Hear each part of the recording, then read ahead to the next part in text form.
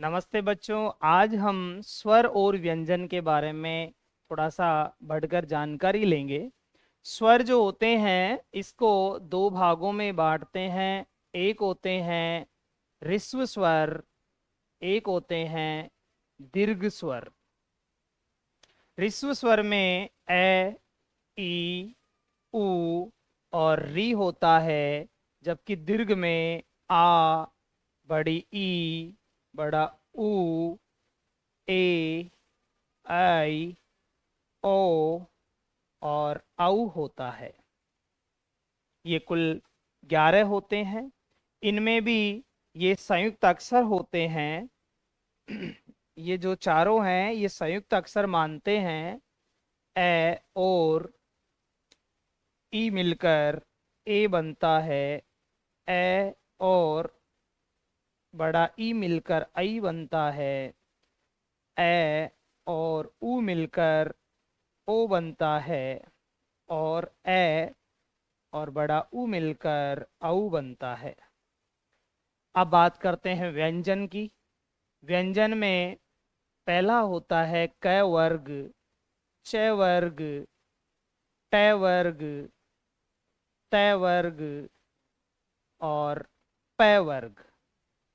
ये तो होते हैं प च ट त प वर्ग।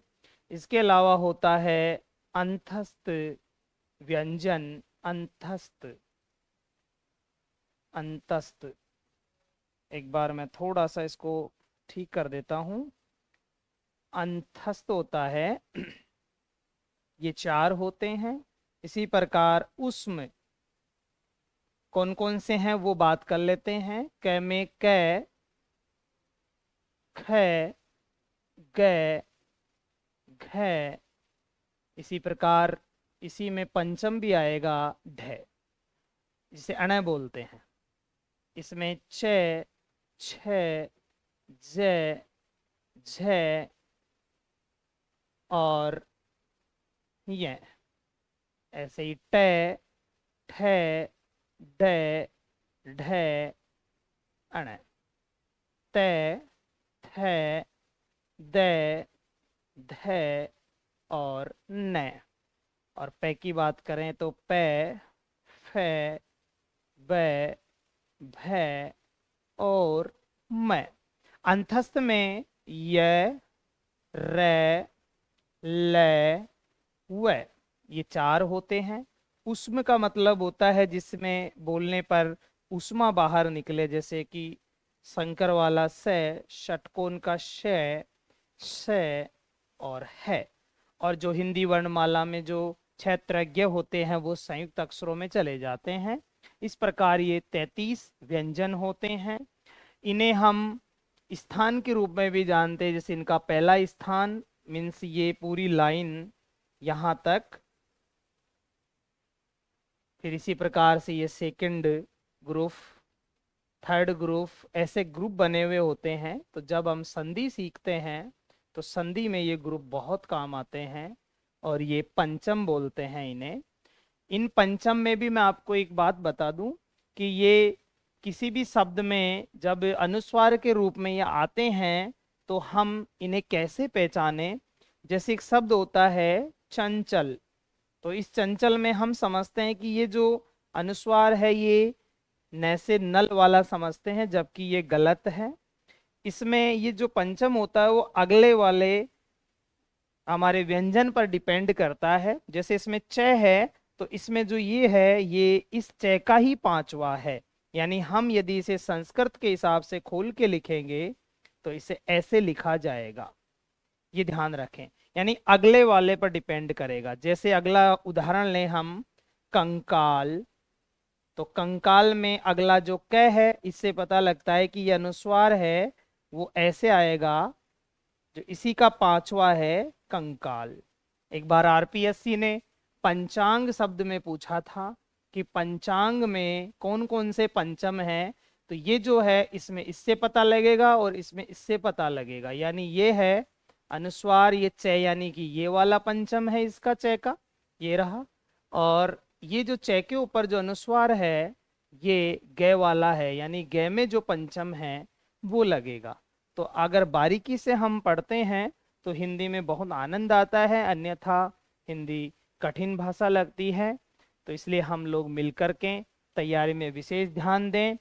आगे हम बात करते हैं इसी में, जो वर्ण विचार हम पढ़ रहे हैं उसी का पार्ट है कि जैसे हमने अब तक 11 स्वर और 33 व्यंजन पढ़ लिया, इसके अलावा 4 संयुक्त अक्षर हैं, 2 अयोग वाह हैं और 2 हमारे उच्छिप्त या ताड़न जात हैं। उनकी भी बात करें, 11 तो स्वर हैं, ये व्यंजन हैं। अब यहाँ भी जो मैं बता रहा था कि ये कौन सा है, इससे पता लगेगा कि यहाँ ये पंचम ये वाला है। 4 संयुक्त अक्षर है जिन्हें पिछले वीडियो में भी हमने बात की थी, छ, त्र, ज्ञ और श्र। और इसी प्रकार 2 उच्छिप्त या ताड़न जात हैं, ढ और ढ। और ये अयोग वाह हैं जिसे हम अंग बोलते हैं, अनुस्वार यानी ये और अह यानी ये अनुस्वार, ये विसर्ग। ये सारे मिलकर के हिंदी वर्णमाला में 52 अक्षर होते हैं। इसी प्रकार इनको हम पिछले वीडियो में भी खोल लिया था। और ये जो हैं ये कहाँ लगते हैं इस पर भी हम बात करें कि जब हमारे किसी शब्द में शुरू में यदि ये आते हैं, अगर शुरू में ये शुरुआत होती है जैसे कि डमरू, तो डमरू में जो ड होता है वो ये नहीं होता, इसमें ये ड ही होता है क्योंकि शुरुआत इससे हो रही है। और यदि ये इंग्लिश का वर्ड आ जाए, इंग्लिश का शब्द आ जाए जैसे रेडियो, तो रेडियो में भी ये नहीं है, रेडियो में भी ड ही है, ड नहीं है। इसी प्रकार यदि इसके ऊपर अनुस्वार आ जाए तो भी ड ही होता है, जैसे डंडा। तो अब इसमें यह अनुस्वार है इसलिए यहां नीचे उच्छिप्त नहीं है, ये नहीं है। बस ये 3 कंडीशन होती है जहां पर ड आता है या ढ आता है बिना बिंदी के, यानी जो वर्णमाला में है व्यंजन वही आते हैं और अन्य सभी में ये आते हैं। जैसे कि सड़क में है, बीच में आ रहा है, चाहे लास्ट में आओ तो फिर ये यही वाले आते हैं। जैसे ढक्कन, अब ढक्कन जो लिख रहे हैं उसमें शुरू में आ रहा है तो ये वाला नहीं होगा, लेकिन अगर यही बीच में आ जाए जैसे कि डिंढोरा, अब डिंढोरा में भी नहीं होगा क्योंकि यहाँ अनुस्वार है, लेकिन इस पर होगा। तो ये इस प्रकार हम समझ लेते हैं कि ये 3 नियम हैं, उसी में ये नहीं लगते, बाकी अन्य सभी में यही लगते हैं। ये इसकी बात करें तो अनुस्वार है ये, और ये है हमारा विसर्ग। इनकी चर्चा हम आगे कर लेंगे। धन्यवाद।